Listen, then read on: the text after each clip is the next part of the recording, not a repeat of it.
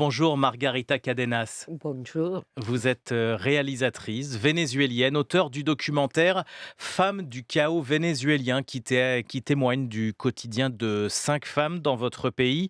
Cette nuit même, le Brésil a fermé sa frontière avec le Venezuela après que des dizaines de Vénézuéliens ont fui le pays en masse.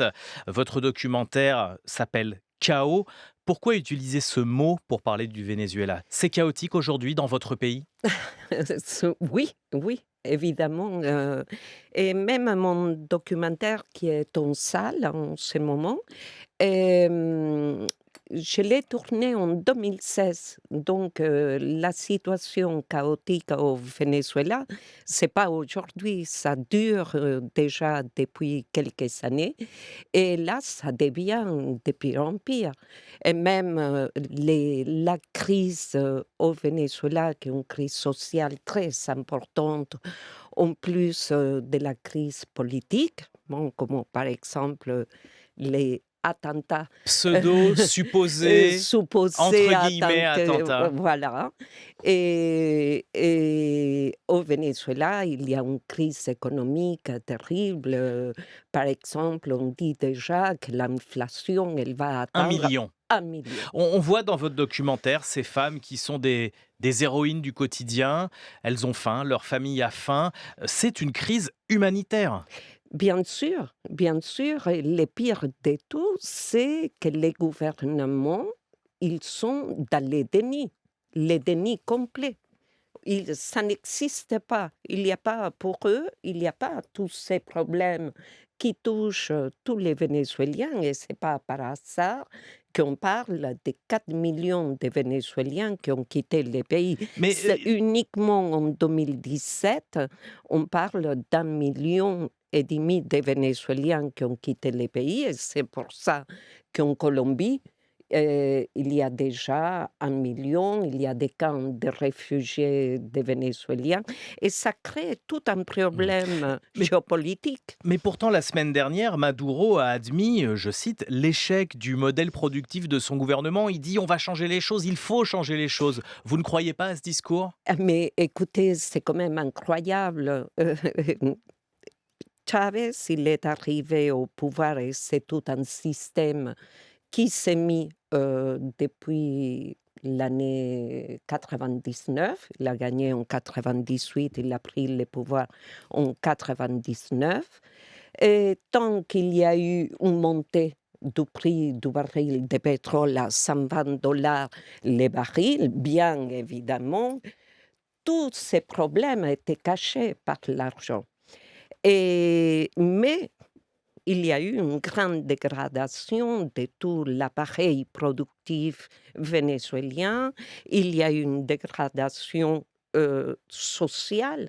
Il y a eu une dégradation de la santé et là, maintenant, même, c'est pas un problème du prix du baril de pétrole parce que ça On a a dépassé ça, monté, oui. voilà, en ce moment, on est à 70 dollars le baril et c'est pas ces problèmes, en réalité, quand on dit que la chute du pétrole, Alors quel est c'est le un problème? problème. Le problème, c'est la décomposition complète, la destruction complète du pays.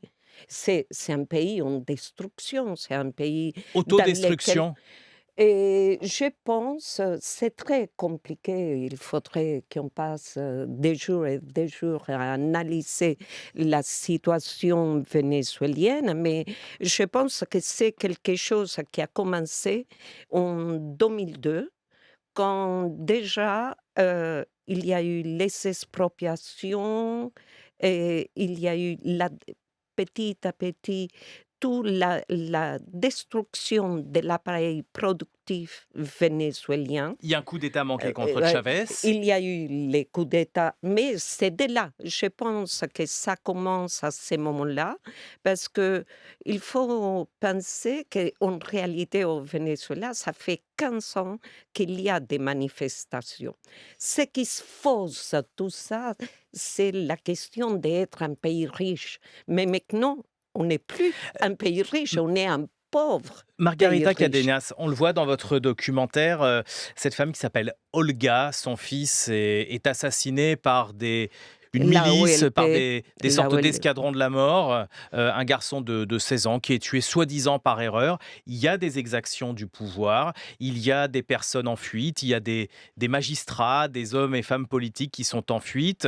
Le pouvoir vénézuélien est coupable d'exactions.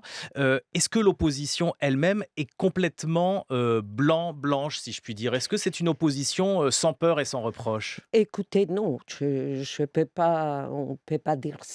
Ce que je sais, c'est qu'il y a une opposition qui est complètement démantelée.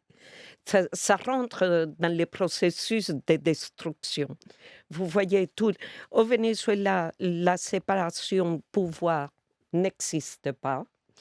Et les problèmes la destruction, elle atteint tous les niveaux de la société et ça fait que l'opposition est complètement démantelée et ça donne, des forces qui sont contradictoires et en plus de ça, il faut tenir compte qu'il y a 358 prisonniers politiques au Venezuela et que sinon il y a d'autres qui sont, en exil ou il y a certains, leaders politiques qui sont interdits de se présenter, De à participer à la vie publique. voilà. Qui peut résoudre cette crise? Ça doit être les pays voisins, pardonnez-moi, ça doit être les Nations unies?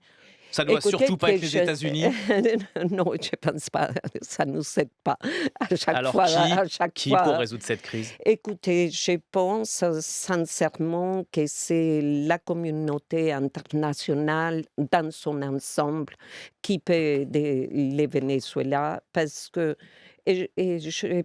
sincèrement, il y a la crise, mais pour moi, le plus important, c'est la crise humanitaire. La crise Il humanitaire. faudrait ouvrir les canaux d'aide pour le Venezuela. Eh bien, Là, cette c'est crise humanitaire, Margarita Cadenas, on la voit dans votre documentaire Femmes du chaos vénézuélien. C'est sorti le 4 juillet dernier, c'est en salle en France et vous serez en Colombie dans quelques jours pour le présenter demain. demain. Demain, Merci d'être demain. venu sur France Inter. Merci.